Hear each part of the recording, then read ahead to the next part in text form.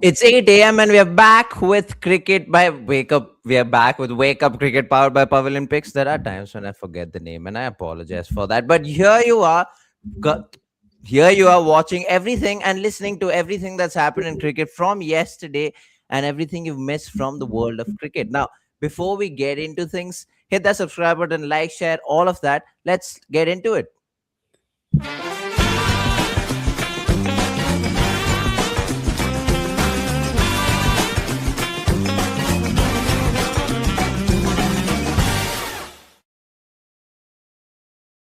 You might forget the name, but you do wake up for Wake Up Cricket. All right, then let's get started. Chinnaswamy Stadium cleared to host IPL 2026 matches. The M. Chinnaswamy Stadium has been cleared to host the Indian Premier League 2026 season after a government appointed expert committee approved the venue. The immediate implication is that the stadium, scheduled to host the season opener between Royal Challengers Bengaluru and Sunrisers Hyderabad on March 28th, will also stage one playoff match and the final in keeping with the tradition of the defending champions hosting the title clash. A committee appointed by the Karnataka's Home Minister G. Parmeshwara conducted a thorough inspection of the venue on Friday, carrying out checks for structural compliance and reviewing crowd control measures around the stadium. The final clearance was granted on Monday after a meeting between officials of the Karnataka State Cricket Association, RCB management, and members of the expert committee chaired by G. Maheshwar Rao. The stadium will host five RCB home games, while two other matches will be played at the Shahid Veer Narayan Singh International Cricket Stadium in Raipur as part of an arrangement between the franchise and the Chhattisgarh government. The RCB and the KSCA will introduce QR coded digital tickets to manage crowd flow and are working with the Bangalore Metro Rail Corporation Limited to extend metro services until 1 a.m. on match days, with increased train frequency expected. Structural upgrades include six new entry gates, wider existing gates, and a holiday area at the Old National Cricket Academy premises to manage fans entering the stadium. So that's the holding area that they've managed as well. The venue last hosted a competitive fixture during IPL 2025 and had been under scrutiny after 11 fans died during RCB's title celebration on June 3rd. Since then, the KSC implemented short term measures recommended by the expert committee following elections in December that saw former Indian fast bowler Venkatesh Prasad become the KSCA president. Guess who wants If the, vacations? Yeah, I was gonna say if they had a whole holiday area within the stadium, would have been one peculiar stadium.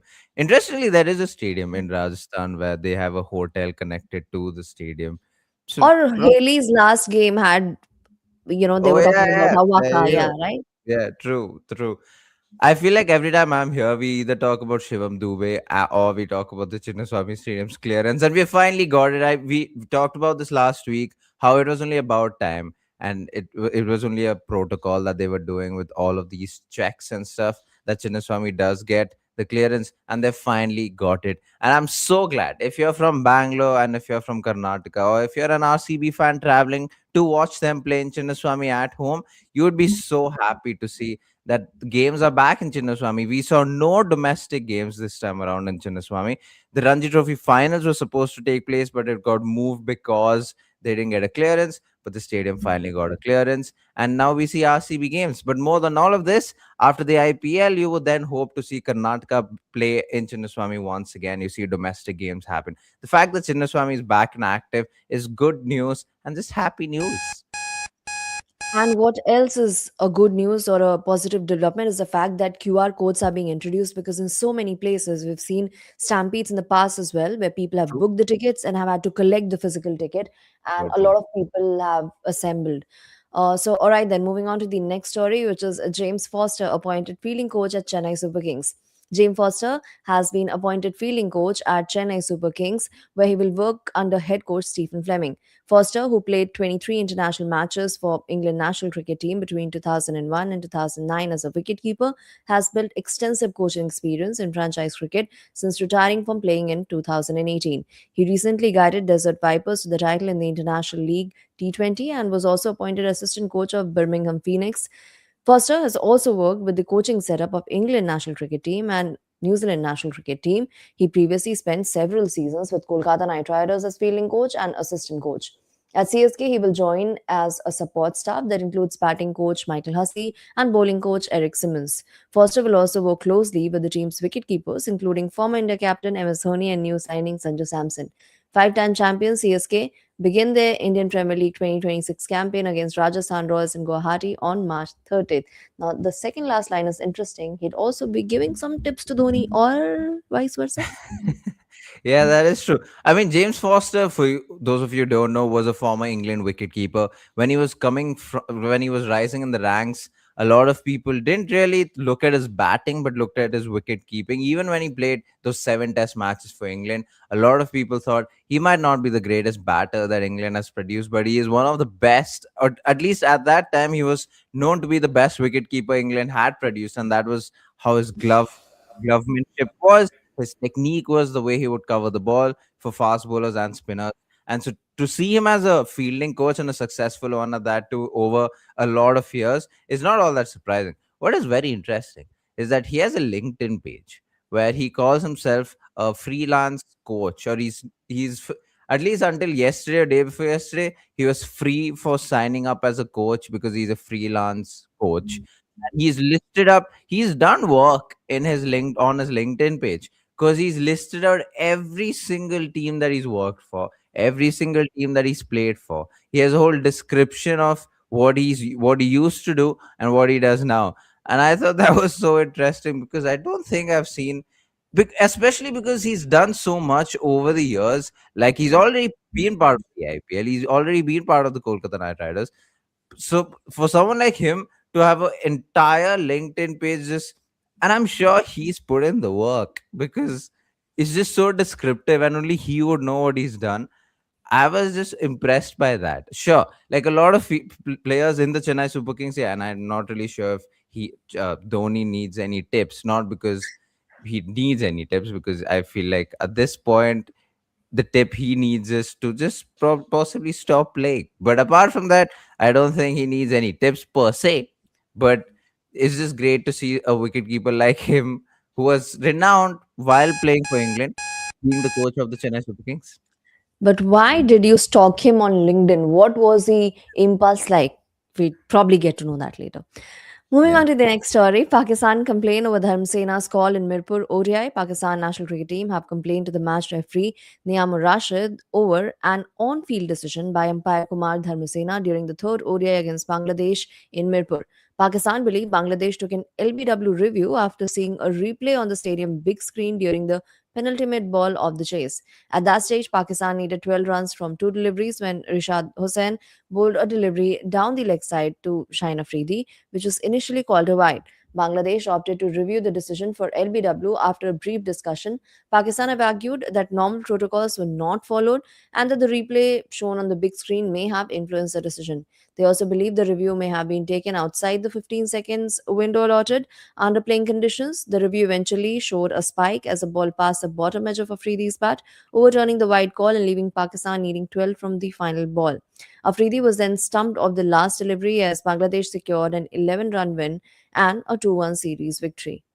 All right, so a couple of things you need to know is that, so a couple of rules that you need to know. The 15 seconds that you see to decide whether the captain wants to take a review or not only starts after the team appeals, right? So the team can appeal, the fielding side can appeal at any point after the delivery is bowled, but the 15 seconds only starts once the team is appealed. Now, the Pakistan team or the Bangladesh team can argue when they appeal, but it is true, it almost seems factual. A lot of people do say that the Bangladesh team was able to see the replay because the replay was shown on the screen before they took that review.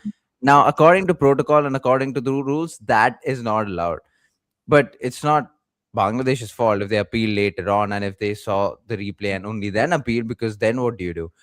And Pakistan have had a very interesting time in the series with decisions and runouts, and now this LBW appeal. What happened with this decision as well is the fact that Shahin Afridi's bat, it showed a spike with the bat, and which is why the decision was overturned. So not only did Bangladesh lose a review according to protocol, but the decision was also overturned, which is also very interesting. So there's a lot of gray area with this decision.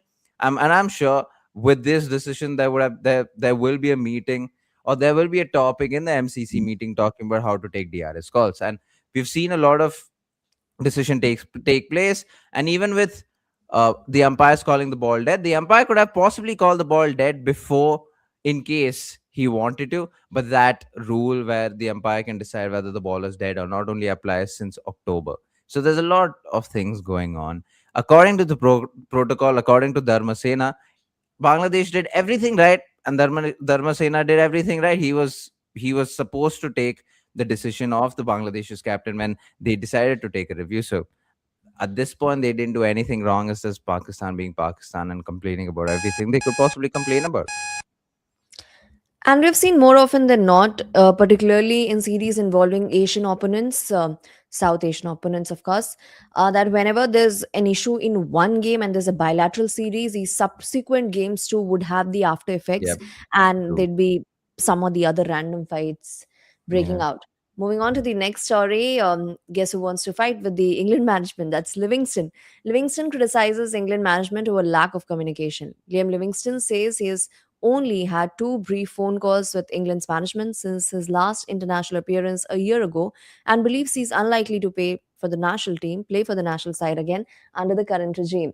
Livingston, who was dropped from England's white ball teams last summer after a dip in form, accused the management led by head coach Brendan McCullum and managing director Rob Key of avoiding difficult conversations and showing a lack of respect towards players outside the core group. The 32-year-old said McCullum informed him of his omission from a series against West Indies in a phone call that lasted less than a minute, while his central contract was later not renewed after a short conversation with Key. Livingston claimed he was told Key had 100 more important things to do than speak with him. Livingston, who has played 100 international matches for England, described the Champions Trophy campaign as the worst experience of his career and said he was once told by coaches that he cares too much when seeking advice about his game. Despite being out of the international setup, Livingston remains active on the franchise circuit and was signed by Sunrisers Hyderabad ahead of the upcoming Indian Premier League. He said he still believes he is one of the best white ball players in England and hopes to continue enjoying his cricket. As a cricket fan, when Liam Livingston was dropped from the England side, I was a bit surprised, even though the Champions Trophy wasn't all that great for him. But there's ironically two things when people talk about the Brendan McCullum regime. One, that they are very proud and fond of the fact that there's clear communication. You see that every time Brendan McCullum or Rob Key give an interview, they talk about how there's clear communication. Players know what's happening around the team. So for Liam Livingston to come out and say that is a bit surprising. And it's also the fact that he can come out and say it, because it almost seems like his international career is almost over, because currently the selector is Rob Key and the coach is Brandon McCullum. So for him to come out and say this in public, I'm sure he knows something about his international career that we don't. And second, that wow, I completely forgot what the second point was. Oh, yeah, right. The second point was the fact that Brendan McCullum and Rob Key are, again, they take pride with the fact on how they go about selecting their players, and they select their players not really based on performances but also based on experience. And And there's a attributes. yeah, yes, of course, on that. And then there's a narrative from the outside that players don't care enough, and the fact Mm. that they keep repeatedly talk about how, of course, they want the players to care, wear the England land, the three lions on the shirt, and be proud of all of that. And for Liam Livingston to come out and say that the coach once told him that he cares too much is, again, very ironic, because there is that the exact narrative is exactly that from the outside. And for him to come out and say that is just very funny to me. I don't see him playing for England ever again if this is what he's come out and said. But that's also because I'm an Indian fan. If an Indian player said this, yeah, he's never playing for India again. But hopefully, for his own sake, it's different in England. Or till the time there is not a management change. But yeah, we saw Sam Curran too, right, address this issue, Yeah, saying that it wasn't really properly communicated to him. But yeah, what could be communicated in that scenario? Because it's clearly visible that there are physical attributes that the team is looking for, and he does not have those attributes. So yeah. communicating that would always be an awkward conversation. And at some point or the other, when the cricket is being phased out, it does become difficult to have that conversation. Not that it That is shouldn't be had. Nonetheless, Sam Curran did make a comeback despite the physical attributes, despite not being as tall. yep. And me talking about height isn't really the best thing. Moving on. Cricket Australia tweaks injury substitute rule for Sheffield Shield final. Cricket Australia has modified its injury substitution rule for the final of the Sheffield Shield while continuing to evaluate the trial before submitting its findings to the International Cricket Council. For the five-day final between Victoria cricket team and South Australia cricket team, teams will be allowed to make an injury substitution until the end of day 3 instead of the usual day 2 deadline used in day 4 matches, rather 4-day matches. The rule introduced this season in Australian first class cricket allows teams to replace a player who suffers an external injury. The opposition can also make a like for like tactical substitution before stumps on day 2 to avoid any perceived disadvantage. Any player replaced through injury cannot play for the next 12 days. Only 6 injury substitutions were used during the season. The only tactical substitution occurred when Jack Edwards was injured while playing for the New South Wales cricket team against a Tasmania cricket team and was replaced by Charlie Anderson. Tasmania responded by replacing seamer Gabe Bell with Aidan O'Connor. Of the final, CA's Chief Medical Officer John Orchard may require an injured player to undergo a scan before substitution is approved. The rule could be relevant if South Australia fast bowler Brendan Doggett suffers a recurrence of the hamstring injury during the match. South Australia coach Ran Harris said the team would not take undue risks with the bowler as he targets a potential test opportunity against Bangladesh later this year. Cricket Australia will submit the results of the trial to the ICC. The governing body considered whether injury substitution should be introduced in Test cricket. Would And this consider is it also after why. the Oh, start. sorry. Yeah, Sorry. please This is proceed. also why domestic structure is so important in different countries, right? Because not only are you bringing up future players, but you're also trying out different things. And we have seen that in India as well. And for Cricket Australia to be trying this substitute fielder and to be doing this is also important because it's a conversation a lot of pundits have been having in the international circuit in the last couple of years. How if someone gets injured in day one, it just becomes so unfair to it just becomes so unfair for that team with that player who's injured, especially if it's a day one injury. And I have a lot of things to say about that because there are always different sides to this, but it's just interesting to see Cricket Australia try this. And yes, there can be a lot of tactical changes, there can be a lot of changes in the way that people don't expect. You can always find a loophole, and that's exactly what Ben Stokes and Brendan McCullum actually spoke about when England India had a test series going on in England last year, where a Yeah, lot of this discussion took place. And everyone in the press conference said that it's okay, like test cricket does not need a substitution. They were completely against it. And it's not because India had any injuries, it's mm, because England had injuries. And it was exactly. yeah, and it was very interesting for me to hear that take on it. I still don't know which side I am on, but I'm just glad that a country like Australia is trying it out, and they will have a report, and then they will go back to the ICC, and hopefully it's an unbiased report, and hopefully we see that out in public. Guess what we get to see out in public? That was Shubman Gill and KL Rahul exchanging a glance. How endearing was that? Yeah, that is true. For starters, I am not really sure if they were actually looking at each other, if this photo was just taken at the exact moment where KL Rahul and Shubman Gill look at each other. But it's just very funny to me. So the headline reads Shubman Gill and KL Rahul were looking at each other when Harsha Bhogle called the T20 World Cup squad onto the stage. And I'm assuming if they were looking at each other, they would be looking at each other in sadness, thinking about, hey, once you were in the playing 11, once you were the Mm, opener, and now we're sitting and clapping for them. In fact, for Shubman Gill, it's a very recent occurrence where he was also the vice captain and then just dropped, not just from vice captaincy, but from the squad. And for KL Rahul, it's been a while since he's played T20Is for the Indian team.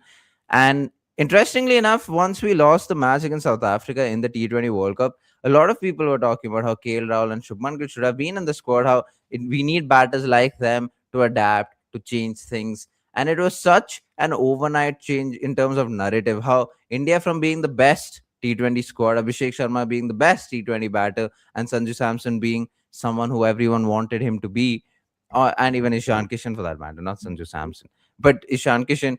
From that loss, it became how we need KL Rahul back, how we need Shubman Gill back, how we need a lot of these batters who hadn't played for India for so long back, and for then India to go on then win the World Cup and then to have this meme, I just thought was very poetic for these fans for these fans who just changed their mind in 24 hours after a loss. Yeah, I just found this picture funny, to be honest. I hope it was a real thing where KL Rahul and Shubman Gill acknowledge each other's absence more than presence in the T20 World Cup squad. Yeah, just a funny thing to me. It was also funny that Shubman Gill, all the captains were on stage, and Shubman Gill's title was ICC yeah. Champions Trophy winning captain, which was also very funny because he With the wasn't the year captain. specified, because it wasn't like they were predicting about the future, they were replacing things from the past. Yeah, that I found that very, very funny. He wasn't a player in the squad, which he actually was, because Rohit Sharma was still the captain at that point. Yeah. But according to the title during the awards ceremony, and it's a recognized awards ceremony, by the way, it's not just any other awards ceremony, but in that his title was ICC Champions Trophy winning captain, which I thought was just very funny. It's like a propaganda that BCCI is trying to sell with Shubman Gill. But we all know the truth. But yes, this has been our episode today with Wake Up Cricket powered by Pavilion Picks. There's a lot of cricket matches happening today, so come tomorrow to listen and to hear about everything that's happened in cricket, but especially cricket matches, because for whatever reason, when I come around, there aren't any cricket matches going on. So yes, watch out tomorrow. Watch out for tomorrow's episode. Like, share, and subscribe. All that good stuff. We'll see you guys tomorrow at 8 a.m. Thank you guys so much for watching. Peace.